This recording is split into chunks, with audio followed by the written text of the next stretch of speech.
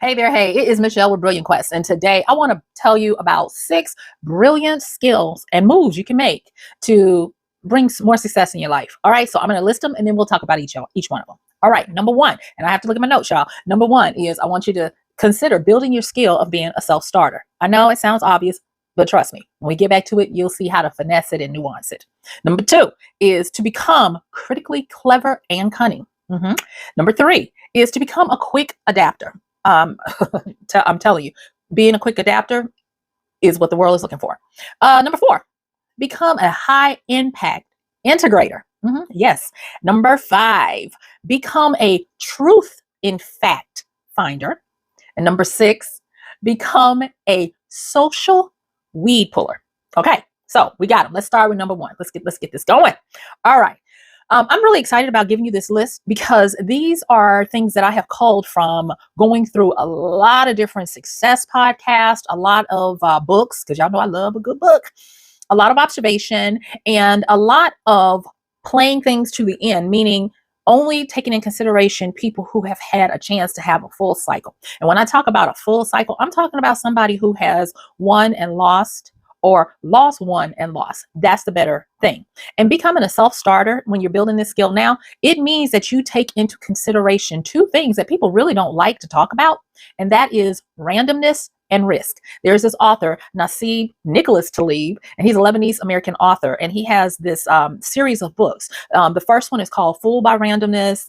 The second one is called Black Swan, Skin in the Game, Anti-Fragileness, and you would do well to check them out. And I'm actually going to be talking a little bit more about them in an upcoming video, talking about how to engineer your own luck. So be on the lookout for that one. You really don't want to miss it. Okay, so skills that pay the bills. When we're talking about being a self-starter, in today's world, because we have the internet that has brought the global and the local together, you now have more opportunities, more chances to do something. And when you have larger numbers of occurrences of doing something, you bring in a higher probability of randomness and risk. And being a self-starter means that just like what we used to think of corporations and large conglomerates taking on, now you have Joe Q Public going out and taking on these same risk and these same occurrences of randomness. And so being able to navigate that, even when there's no manual, there's no guidance, there is no absorption between you and the risky events, being a self-starter is now becoming something that most people didn't bargain for. As a self-starter myself, two of the things that I didn't bargain on was that I would have to navigate what it means to be not only front facing to my clients, customers, and the world, but I would also have to learn how to negate the impact of doing so.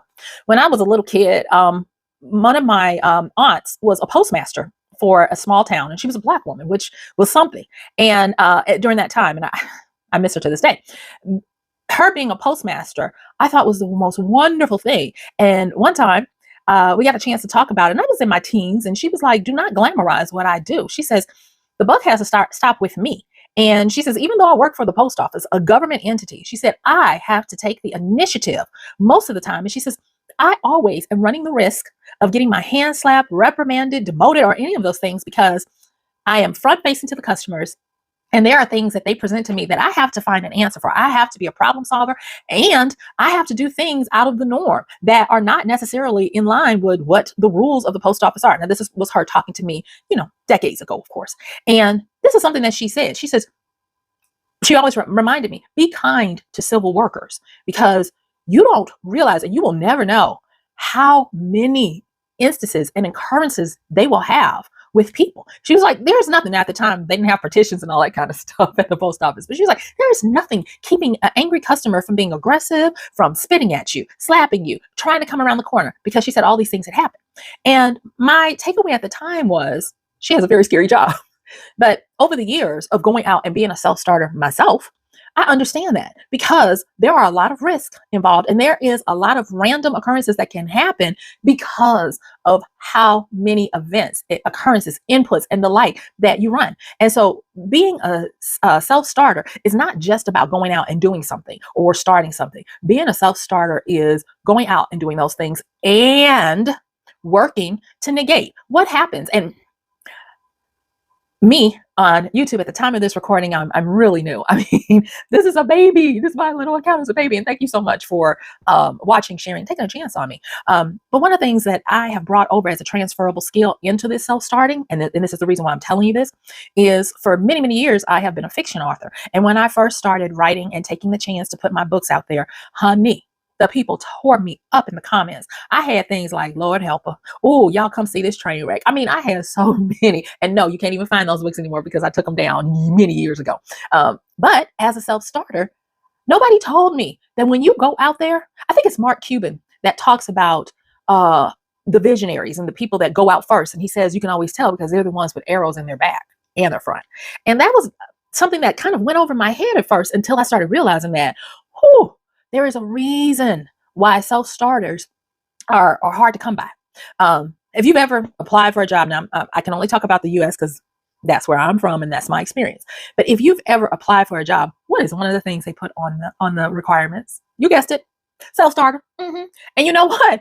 They don't really want a self-starter. You know what they want? They want someone who is able to take initiative and keep them in the loop the whole time, because a real self-starter is like my aunt said, is going to do first and then ask for permission later.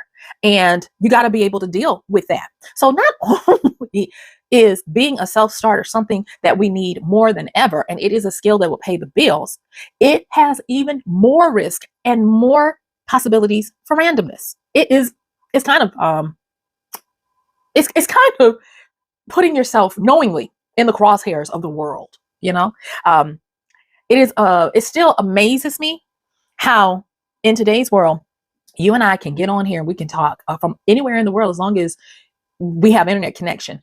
And at this particular time, the person that is presenting to you, we have no way of shielding or protecting ourselves if you were to come at us crazy. And so that's another reason why being a self-starter is such a skill, because you've got to have armor on. You've got to have, like I said, a way of negating all the arrows and slings and bullets that come at you. But if you are a self-starter, you can learn to pay those bills because you're doing what people either can't or won't do. And that's real important. Okay, number two is becoming critically clever and cunning. Oh, yes. Now, I have this thing for divergent thinking. And well, okay, let me just say this. Divergent thinking is thinking that goes away from the norm. It's usually it is independent thinking. It is contrarian. It is very creative. So divergent thinking is the creative thinker that doesn't go the beaten path. Now, the beaten path is not bad. And because I talked about conversion, I'll tell you the other two real quick and then we'll keep it going, because it's going to help you to understand how to craft yourself into a critically clever and cunning thinker. Okay, so we got divergent, all right? Convergent. Now, convergent gets a bad rap because people think it's the norm, it's the group think and all of that. But convergent thinking is also where after you've done divergent thinking, you can then converge all the different thoughts to come up with a pathway to a resolution, answer to a problem. And then you have lateral thinking. And what lateral thinking is it is different positions and points of view to look at a situation. You know, I'll put up, that's what I'll do. I'll put up, because I don't want to waste a lot of time going down the rabbit hole of lateral thinking, but there are usually 6 hats, if you will, that we think about with lateral thinking. And so I'll try to put them up over here so that you can just pause this and look at them, maybe take a screenshot if you want. All right. But all of these 3 different types of thinking will help you to become more critical in your assessment of something. What I have started to do, and if you've watched How I Lost My Mental Mojo, that's the real story of how for 7 years I languished, not being able to think in any kind of way, just being in a mental hellscape. But I did study during that time to try to help me get out of it. And what I learned during that time about being able to be critical was it's a muscle. It's not that you're exceptionally smart or imbued with some high superpower way of processing. It's a muscle that can be built. And the shortcut for becoming critical is to start doing an exercise that I do. I usually, and it's called in writing, it's called the 4-pane window. And you have to come up with 4 different ways to look at something. You have to learn how to see points of view of the same thing in different ways. Comedians use it. Politicians use it. Public speakers, thought leaders, all of these different people use this, whether they use that term or not, to help them to start developing a critical keenness to looking at anything. And what the 4 pane window is, you list 4 different ways to look at your situation. 9 times out of 10, especially when you're first starting, 9 times out of ten, the first idea that comes to you is Joe Q Public. That is the lowest hanging fruit. That is Captain Obvious. That is, oh, most people are going to be able to come up with that. The second idea you come up with is usually going to be the opposing or contrarian thought to the low hanging fruit. Well, if you think A, then you might think the opposite of B. So that's the second one. The third one is usually going to be what the outside fringe thinks. And that is usually going to be something that has nothing to do actually with what point A or B are making. Instead, it is going to come usually from a reverse. That's where a lot of people get reverse engineering to figure out something. So the third point or the third pane of this 4 pane window is going to be that outside fringe way that usually is going to be totally independent of the first 2.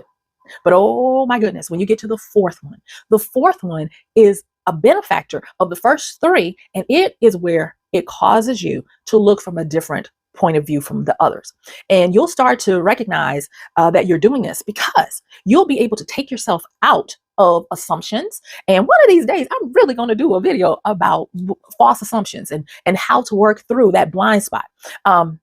When you get to that fourth way of looking at a problem, and it is dealing with benefiting from the low-hanging fruit, the opposite of the low-hanging fruit, and then what the fringe or a different point of view is, it becomes highly creative because it does things like it will have you pull yourself out of your norms, of your social, I can say social norms as well, of your habitual thought processing. The 4th pane is just the beginning of where you start to open up the pathway to become critically keen on observing something. You know, you might not realize this or not, but a lot of the people that you entertain and watch, especially on YouTube, are 4th pane and beyond thinkers, because that's what's required. When something happens, what do most people do? They run to social media to see what all the different takes on a situation. And it's no longer where it's a pro or a con. No, you got a pro, a con, an alternate, a different reality, and so on and so on. So becoming critically clever and cunning requires that you get in the habit of looking for and creating totally different points of view on a situation, because what it will do is it will expose your gaps in knowledge, and we all have them. If you are doing the same thing the same way, you will never see what's lurking out there to get you got. Remember when I talked about being a self-starter? There's no way that you could know. You'd have to deal with all of those slings and arrows if you think the same way. All right, so the the critically clever and cunning are able to do this. They are able to take the same information you saw, and they are able to use the power of deducing. They are able to deduce, and they are able to extrapolate information and facts that you would have missed. And I used to think, what's the difference between the clever and the cunning? The clever, like I said before, they're very innovative. The cunning are surgically precise with how they use the cleverness. I remember during the pandemic, now that we can, kind of like say that word, or the P word. I don't know how that works. I'm so new on here. Y'all don't know if that's a trigger word or not. So anyway, I remember when the situation was happening from 2020 on through 2022, and I watched certain people go out and become entrepreneurial in how they approach things. And there was this one guy, he was a drop shipper, and he at first jumped in like everyone else did, and he started selling, the mask and PPP information and all of that. And that was very clever. But he also had to become cunning, because it became where he couldn't sell it anymore to people, and it cut into his revenue. So what he did, now this is his telling, and I think, his name is Luke Belmer, very smart young man. I enjoy listening to him because it's just wonderful seeing the young folk, younger generation, I'm not that old, but the younger generation starting to have the epiphanies that I didn't get until, much later than they are. But anyway, Luke Belmer, I'll try to put his face up here, so give him some credit for this. And so what he did is he became very cunning. And cunning does not mean that you're doing anything illegal or anything morally bankrupt. No, cunning, like I said, is surgically precisioned information that you've critically gained and you've been clever with. So what he then did was is he started selling his PPP stuff to pets because no one was doing that. And that comes from what? Learning and training yourself how to have different points of view. And another thing, and then we're going to the next one. Another thing about the critically cunning and clever is they are able to divorce themselves from previous assumptions and thoughts. Remember, I talked about you will start to learn all about false assumptions that you make that tell you you can't do this or this isn't possible. They are able to turn the impossible into the probable. All right. So that's another one. Can y'all tell I like that one? All right. The next one. Thank you. Let's keep it going. Number 3 is the quick adapters. In our society now, because of us having more occurrences for varying events, because we are a global society, again, that randomness and the risk come into play. And so it began about 10 years ago, as of the point of this recording, where companies started adding in another type of intelligence. So instead of trying to look for people who were just smart or intelligent, because they don't necessarily have to be the same, they added in another qualifier, and that was adaptability. And they call it an adaptability quotient, a AQ, just like an IQ for intelligence quotient. And this adaptability was so that they could see how fast people could pivot and change in the face of technology, because now you really have to think at the speed of thought. And so those who are able to be quick adapters will do very well because you are able to pivot. Now, here's the thing about being a quick adapter. You got 2 types. You have those that are reactionary quick adapters and those who are proactive quick adapters. And the one that is going to be the most skillful is the one who is proactive, because being proactive means you're already able to react and turn on a dime. That means that you're a person who is ever advancing. You are a self learner. You know how to quickly go in and gather the intel you need based on your needs to advance. You don't bemoan situations that have passed. You are able to cut it off and move on. And of course, you need to, of course, there are times you got to deal with stuff. But for the most part, these quick adapters are going to be people who are cutting edge. And not all of everyone is going to be able to have this skill. I'm going to tell you when, this one might be a little hard. And this is one of them where it might be a little hard. If you break down the way people approach things in society, I'm going to say that this only represents maybe 3% of the population.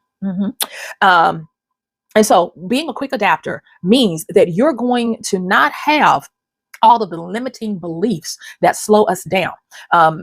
I've mentioned this in many of my videos, but it bears repeating here that the poorer your mentality, the slower you are to take the right actions. Because we're always taking action, even in our inaction. But the poorer your mentality, the slower you are to act. And being a quick adapter means that either you have excised that out, or you have worked on it, or that is just how you roll. Okay. So that one is one that not everyone is going to be able to build that skill. And I just want to be upfront with you. Okay. Thank you. The next one is a high impact integrator. There's this guy. I really like him. His name is Dickie Bush. That is his name, Dickie Bush. And Dickie has a wonderful come up story. And he started during that P word time where he had to stay at home and he couldn't go to work. And he worked for BlackRock, their company, as a trader for, large trades. And his story is this. He started to notice that the people who made the biggest impact were people who could give you a summary of what was going on, give you their take on what was going on, and then give you their insights on what they thought was going to happen next. Okay. What he then learned was that he could watch these people and learn from them. And then by taking notes and going through his notes, he became powerfully able to summarize these thought leaders' musings and what they were putting out. And thus he became an integrator. An integrator is a person who can take what you're putting out and they can summarize it down and make it into nice little chunkable sizes of content or digestibles for a Joe Q public, so that you're able to reach more people who are outside of your expertise or your level of interaction. And so that is a highly, highly sought after skill now, because a lot of times we think in chunks of 250 words, a Twitter, or is that 180? Anyway, we think in those small little chunks, and you got to pack a lot in there, but you got to say it in a way that people understand it, and you got to make it a story. And he became really good at that. And this is an example of high impact integrators. It's one thing to go and take somebody's stuff and just regurgitate back to the audience without adding any benefit to it. High impact integrators, they're able to summarize with insight, with pithy little statements and sound bites that really get you to understand and really drive home. To become a powerful integrator like this, it's going to require you to become a self-learner. He consumes like me, and that's why I vibe with him, because I was like, I do that. He consumes a lot of books, a lot of podcasts, a lot of articles, and then he makes his notes of how they impact him. And then he's able to do, like Stephen King, the writer, says, the first time you write it down, it's the story you tell yourself. The second time is the story you tell others. And then that's what he does. He makes it very consumable for people. So he's a producer and they are a consumer, but he's producing based off of what other thinkers and thought leaders who might not be talking to Joe Q Public are saying, but making it highly palatable and digestible to others. And so that is a skill that will pay the bills. All right. Thank you for sticking with me. Let's keep going. We got 2 more to go. All right. So this one, I find it to be so refreshing because, but for the internet, okay? So politically, fact finders became a thing of checking what politicians said, okay? But now we have general user-generated content people who are emerging with this skill. And this skill is so desirable that you have brands, companies, media searching these people out because they focus on finding the truth in the facts. And so they are truth in fact finders. They are going to be your people on your social media, giving you the insights of what's really being said, not just the facts, but they offer things like, they are really good. Now write this one down because you can do this and you will see a lot of forward movement in what you're doing.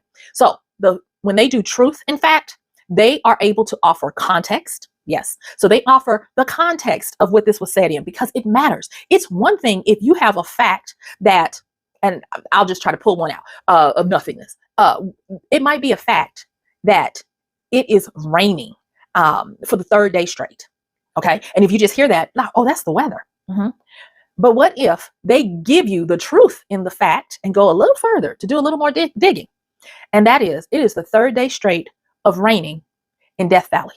And now there is a rare pond of water in Death Valley. Now, if you don't know about Death Valley, it is this, oh Lord, it is the devil's butt crack hot place in California that's just a stretch of just desert. And it is hot, hot, hot, hot. But now, because of climate change and a whole bunch of different things, it has a rarely occurring little lake of water. Now, you see how that context really helped? So they are really good at offering you context. And you could also say they position the information into a learning, a life lesson or a learning for people by offering them truth that supersedes a fact, because a fact can change, but the truth endures. And so they're really good at boiling it down to the least common denominator of where this sits in the form of truths. Okay. So they're really kind of like people, when you watch them, you know that you're finding a truth and fact finder, because you're going to find yourself saying like, that makes sense. Or, oh yeah, that is what that is about. They strip away all of the fanciness. They strip away all of the marketing dog and pony show, and they give you the context. They give you what the positioning is. They give you what it boils down to, what we're really talking about here. And you'll continue to see more and more of them popping up, because rightfully so, they belong with a megaphone to the world, because too many people are outsourcing their thinking, and we need truth in fact finders. All right. And then the next one is really fun. And again, it is but for social media and the internet. And this is a skill that will truly pay the bills. And this one is being a social weed puller. All right. So weed pullers are agitators and starters, it starters. But now they have found a place that's really good on the internets. And what the weed pullers do is they are the ones that stand 10 toes on what they're saying. They yell it from the rooftops, if you will, but they are out here shining the light on things that either in their opinion is not right, or just is not right. You can tell a weed puller because around weed pullers is a lot of movement. Let me take this back to where the weed puller comes from. If you look at husbandry, gardening and all of that, one of the jobs of the gardener is to be a weed puller. The more you pull the weeds out, the more what you're really trying to plant grows. And just like weed pulling in gardening, weed pulling in society is important because with the weed pullers, the social consciousness is able to grow and be nurtured because weed pullers are calling out the weeds. They're calling out people who are, or events or things that are not for us in the long run. They're able to identify tripe and call out tripe when tripe is served. They are not afraid to do so. And you'll I'm sorry, but I always have this image because I kind of see it recurring when you have weed pullers on the internet. They'll have things like hazard signs. Honey, there is not a red alert sign that they do not love. They will have bold fonts, bold images. They'll use colors and things to attract you because they want you to know, and they are promising you, if you click on this, if you listen to me, I'm gonna pull some weeds. And so I love that one. Now, I'm just going to quickly recap because this is longer than I was wanting to talk about these, but these are skills that you can embrace them. And I'm not going to say that you'll be able to just go and start doing them. Some of them do have some learning curves, some ramp up time, some emotional work that you got to do. But if you are looking for a way to imbue your life with more success, whether it's money, reputation, fame, or any of the other things that we as humans kind of like want, or even power through exposure. These are 6 skills that will pay the bills. All right, let's recap them. So you got your self-starters. Remember, with self-starters, they're the ones that go out first and they take the arrows from the front and the back. So you have to have emotional resilience like a mug if you're going to be a self-starter. Number 2 is being critically clever and cunning. And the critically clever and cunning use different points of view. And you can use the 4-pane window approach that I talked about. Or should it be this way? Anyway, the 4-pane window approach to start training yourself to look differently and critically at issues. And remember, you can be clever, but you can also be cunning with that precision application of your cleverness. And then number 3, I can't even get my fingers right. Okay, number 3 is going to be a quick adapter. Now, out of these, the quick adapters are the ones who are going to not only be able to react quickly, but they are going to be proactive, and they do not have, or they have worked past having limiting beliefs keeping them. Their mentality is really sharp and healthy to allow them to move quickly.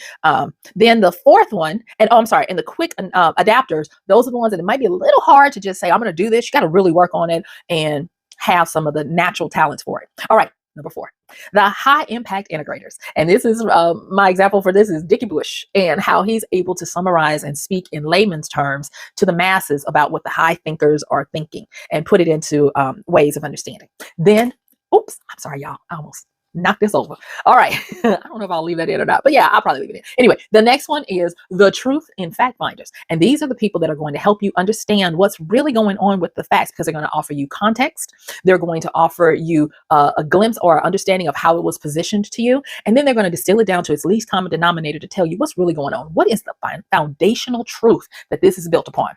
And then you've got my little rebel hearts out here, the weed pullers, society's weed pullers, and they are very needful. They are the ones that are going to cry foul. They are going to, and I don't want to just say that weed pullers are conspiracy theorists, because that's not normally the case, but you'll find them there as well. And I like them because they are standing 10 toes on it, and they're needful because they take out the parasites that drain society from moving forward. So there you have it. Those are the 6 out of the box, unusual skills that will pay the bills in today's world. Thank you guys. And don't forget, watch this next video and you'll learn a lot about how to think for yourself. All right. So I'll see you soon. Bye.